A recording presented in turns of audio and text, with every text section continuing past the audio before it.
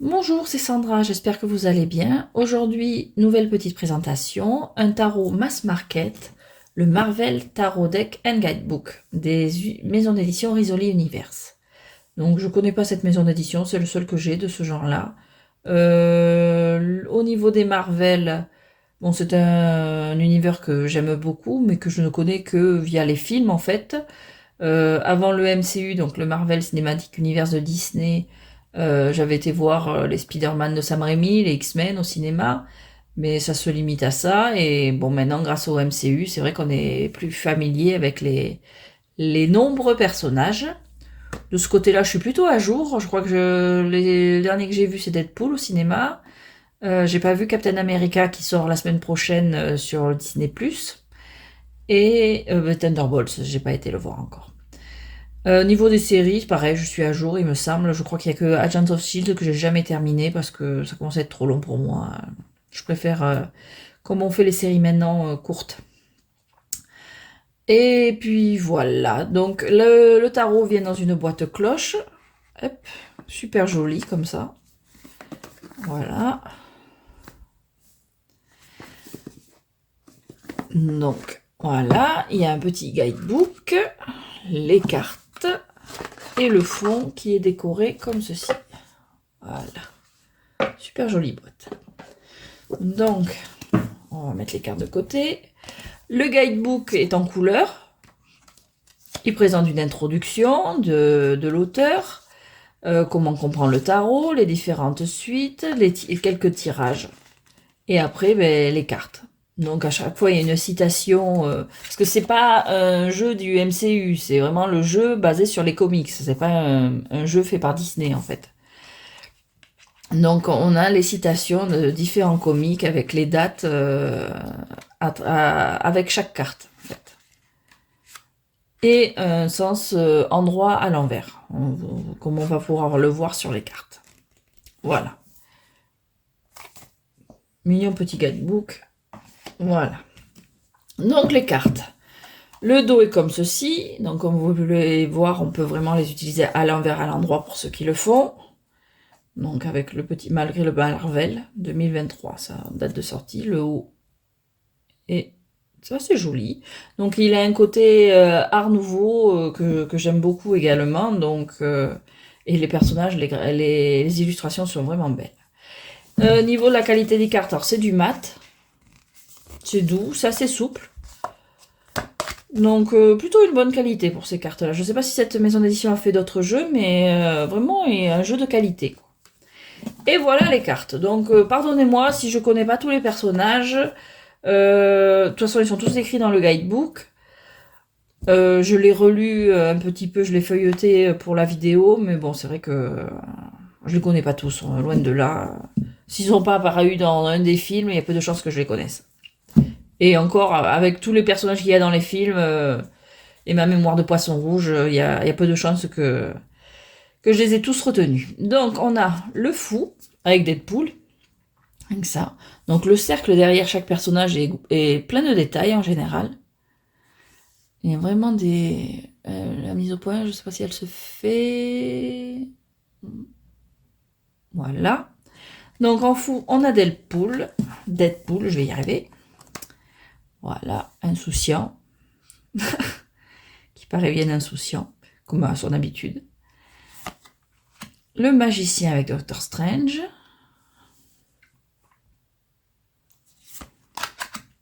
Comment en français? C'est quoi? Tempête? Non. Storm. Bon, pour la prêtresse, on retrouve les symboles un petit peu... Pardon. Les symboles dans le cercle, les symboles du tarot, du Rider-Waite. Je sais pas si j'arrive à faire la mise au point là. Voilà. Richards, c'est quoi son prénom? Suzanne? Non? Enfin, les 4 fantastiques, la femme invisible pour l'impératrice. Voilà.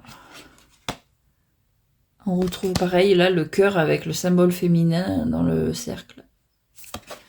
Bon, Reed Richards pour l'empereur. Professeur Xavier pour le hiérophante. Super bien. Et pareil, là, on retrouve les symboles qu'on a dans le Rider-Waite, les 2 clés, et puis là, l'espèce de croix, j'ignore son nom. Spider-Man et Mary Jane pour les amoureux.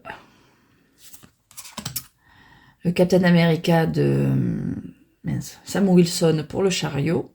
Les fonds aussi, on a tendance à oublier, mais les fonds aussi sont illustrés. Ouais, She-Hulk pour la force. Alors She-Hulk, c'est les rares comics que j'ai lus, parce que à l'issue de la série, que personnellement, je sais qu'elle a été démontée, la série, mais moi je l'ai adorée. C'était vraiment le petit épisode de la semaine que j'attendais pour décompresser, pour passer un bon moment. Et du coup, quand la série s'est terminée, je me suis mis à acheter quelques comics. Et bon, ben, je vois pas pourquoi elle s'est fait tant démonter que ça, cette série, parce qu'en fait, qui lit les comics retrouve le ton dans la série. C'est exactement ce ton un peu déjanté, léger. Elle se prend pas la tête, elle vit sa meilleure vie. C'était assez pas libérateur, mais c'est une série qui faisait du bien, ça se laissait regarder. Voilà, il n'y avait pas besoin de chercher.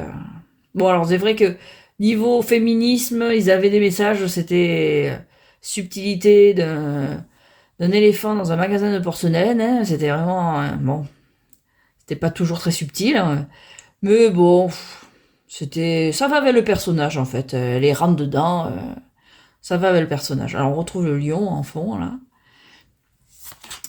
Le surfeur d'argent pour l'ermite. Gambit pour la roue de la fortune. Un personnage qu'on a vu que dans Deadpool. J'espère qu'il aura plus de place parce que bon, c'est un personnage que j'avais jamais vu personnellement. Daredevil pour la justice, super classe. Je trouve ça super classe d'avoir mis Matt Murdock pour la justice. Bucky pour le pendu, le soldat de l'hiver. Comment elle s'appelle le phénix. Jean Grey, je crois que c'est ça. Pour la mort. Bon, avec l'idée de phénix et bon, ses capacités, ça, je trouve que ça va pas mal. Shang-Chi pour la tempérance. J'ai beaucoup aimé le film, je connaissais pas non plus, et ça changeait, j'ai bien aimé le film. Loki pour le diable, je trouve que ça cadre parfaitement. Alors, la tour, c'est Galactus, quelque chose comme ça. Et il est dans le jeu vidéo de mon fils, le Lego super-héros Marvel. Et Galactus, ouais, je crois que c'est ça son nom. Je crois qu'il va apparaître dans un des films, Les 4 Fantastiques ou pas. Il me semble que je l'ai vu dans une bande-annonce il y a pas longtemps. Mince, c'est quoi son nom? Monica Rambeau? Non? Celle qui apparaît dans les Marvels. Bon, elle ressemble pas à ça. Mais il me semble que c'est ça son nom. Moon Knight. J'ai bien aimé la série aussi. Pour la Lune. Son nom, elle. Miss Marvel. Pareil, qui était dans le film des Marvel, que j'ai aimé aussi. J'ai passé un bon moment.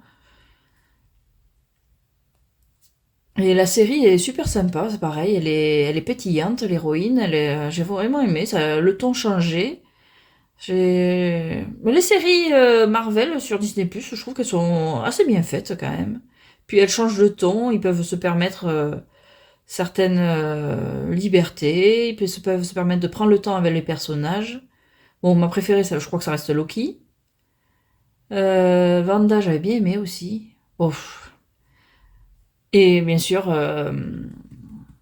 Agatha All Along, la série sur Agatha Harkness, c'est la dernière que j'ai vue et vraiment elle est super cool. D'ailleurs, le tarot qui a une place relativement importante dans la série sort en anglais en juillet, il me semble. Alors celui-là, il est dans ma wishlist. Dès qu'il sort, je saute dessus. Alors, Black Panther pour le jugement. Et pour le monde, Captain Marvel. Je trouve super classe de carte. Voilà.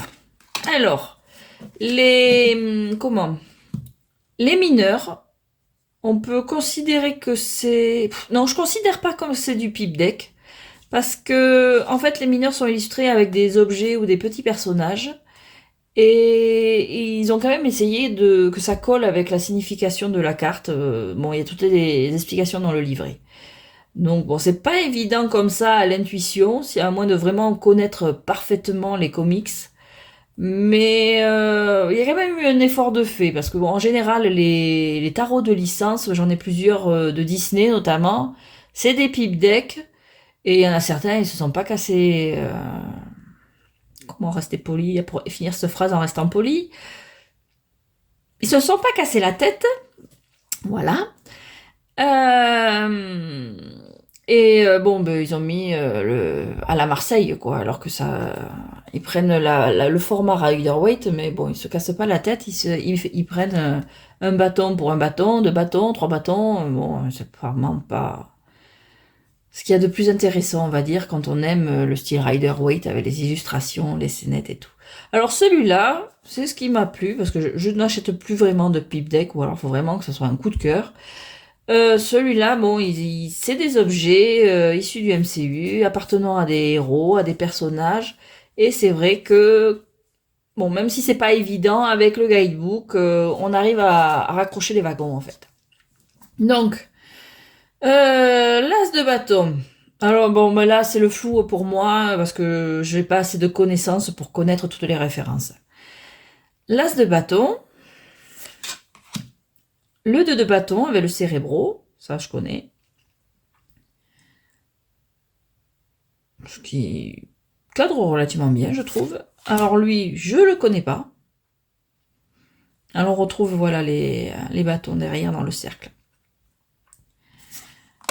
Le 4 de bâton, je crois que c'est lié à une fête.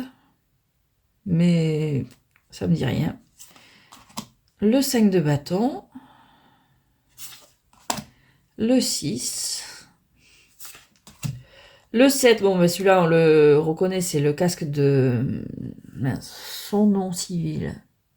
Bon, bref, Mighty Thor, la copine de Thor, jouée dans les films par... je vais m'en souvenir. Je vais pas m'en souvenir. Comment elle s'appelle? Oh là là. Nathalie Portman. Ça y est, je l'ai. Voilà. Voilà, voilà. Alors ce film, le Thor Love and Thunder, ça va. C'est pareil, il s'est fait démonter. C'est vrai que l'humour est un peu lourdingue. Moi, c'est les 10 premières minutes avec les Gardiens de la Galaxie. Oh, c'était relou. J'avoue, j'ai dit, je vais jamais finir le film. Et passer ce passage, bon, ça va. Allez. Ça se laisse regarder, c'est pas... En fait, ce film, on a l'impression que c'est un film qui a été fait pour les gosses, quoi. C'est l'idée que j'ai eue, l'humour, la façon de faire. Bon, les enfants ont quand même une place pas mal importante dans le film. Oui, j'ai l'impression que c'était un film fait pour les petits. Mais les 10 minutes, premières minutes, même pour les gosses, enfin, je regarde pas les films Marvel avec mon fils, qui est trop jeune. Mais les 10 premières minutes, c'était un relou. Oh là là. Je dis jamais je vais voir le film en entier, c'est pas possible. Enfin bref. Les 8 de bâton, alors c'est une des pierres d'infinité, je ne sais pas laquelle, parce que le code couleur, je l'ai pas, et elles y sont pratiquement toutes, je crois, hein, dans le jeu, les pierres d'infinité. Le 9 de bâton, alors ça, je saurais pas te dire, est-ce que c'est Electra? Je saurais pas. Et le casque d'Ultron pour le 10 de bâton. Alors là, on a la torche humaine pour le page. Shuri pour la sœur de Black Panther pour le cavalier. La reine, je crois que c'est Iron Heart, donc on a les bandes d'annonces qui commencent à sortir pour ce nouveau film. C'est un film ou une série? C'est un film? Non, je crois que c'est une série. Iron Heart et la bête des X-Men pour le roi. Voilà. Pour le bâton. Bon, il aurait pu y aller pour les épées aussi. Non? Bon. Alors là, je sais pas. Iceman, je crois que c'est. Il me semble que j'avais vu un truc, c'était relatif à Iceman, je connais pas. Là, c'est relatif à. Le 2 de coupe, c'est Hulk King et Wiccan. Alors, Hulk King, je connais pas. Wiccan, il apparaît dans la série d'Agatha Harkness. Là, on a Iron Fist et Luke Cage pour le 3 de coupe. Encore une pierre d'infinité. Là, ça doit être Moon Knight.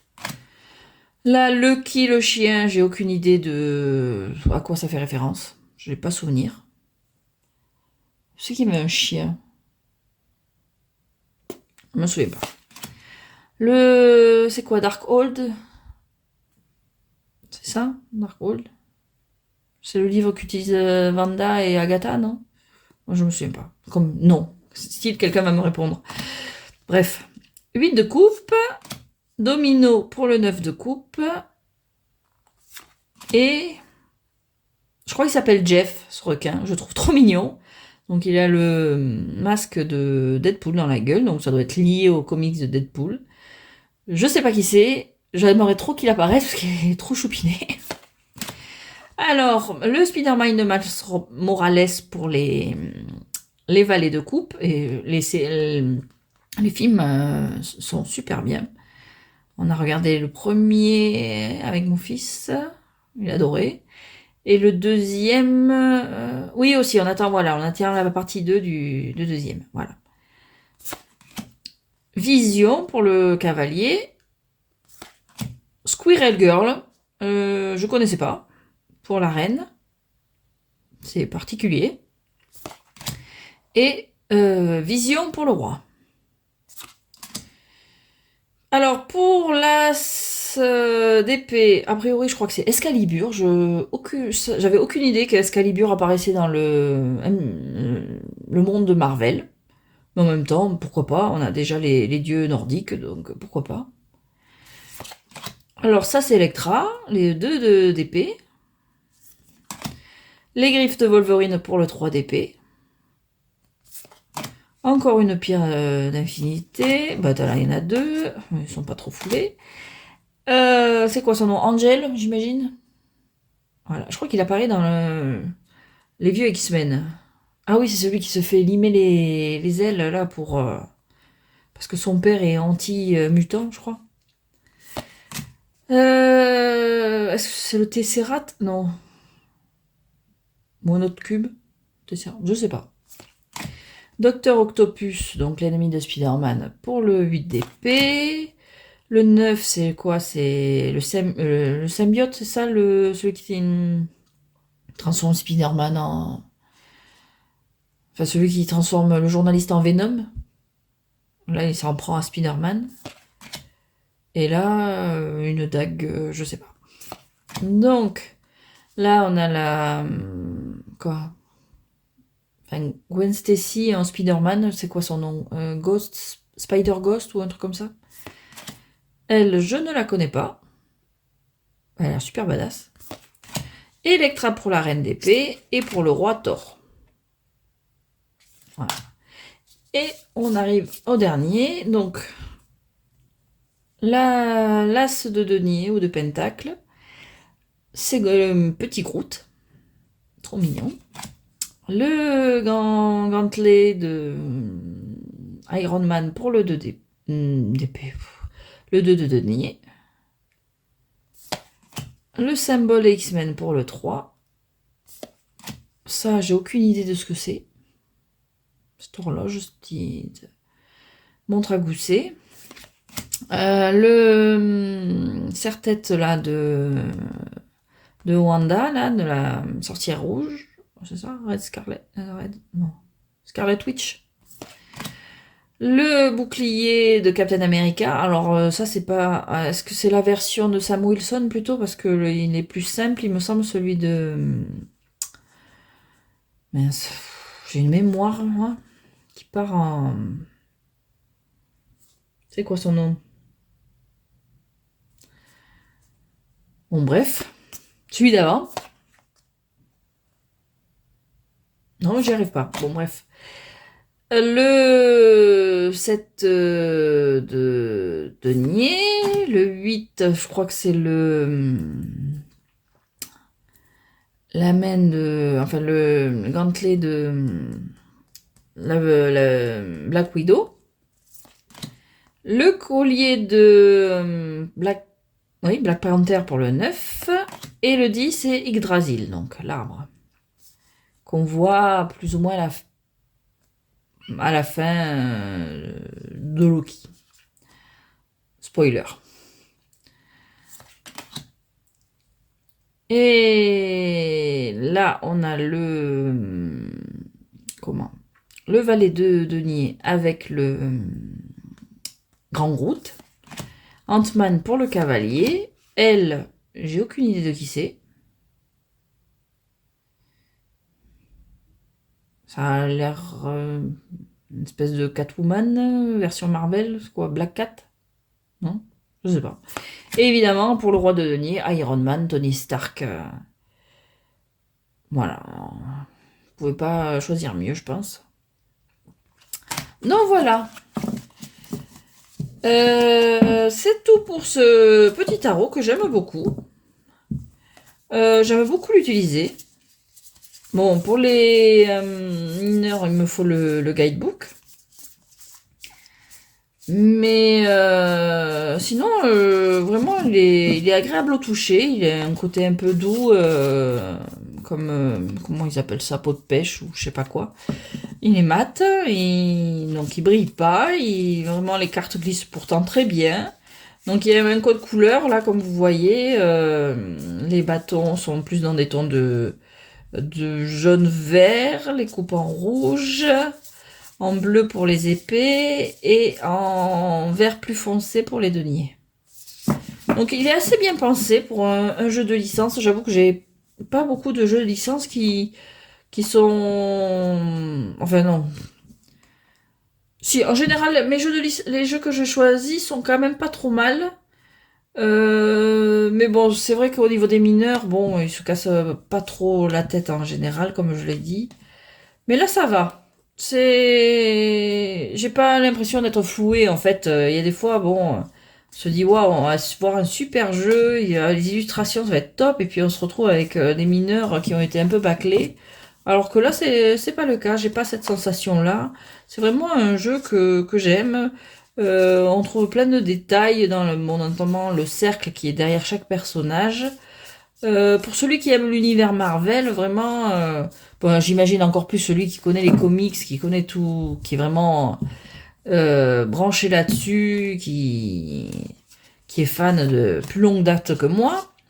Vraiment, je pense qu'il peut y trouver son plaisir dans les représentations, dans les idées qu'il y a derrière chaque personnage, chaque objet, et les illustrations sont super jolies.